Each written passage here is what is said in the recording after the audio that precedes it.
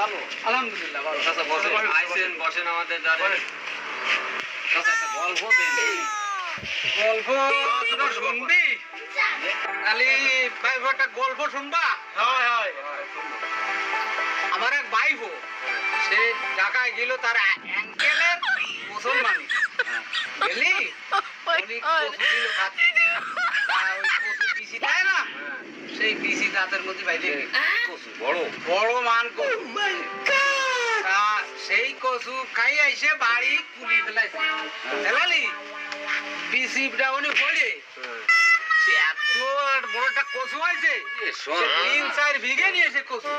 কত বড় কচু অত বড় কচু এ বাবা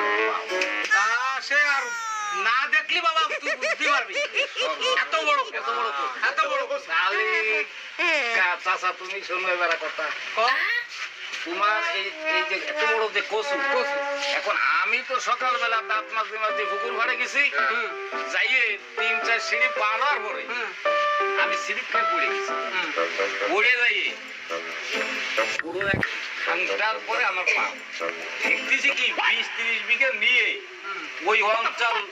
ভাঙ্গেছিল আরেকটা ঘন্টা দেখতেছি রে বাবা তাই তো বড় হ্যাঁ কই তো একদম কই না তোমার কচু সিদ্ধা বেশি করে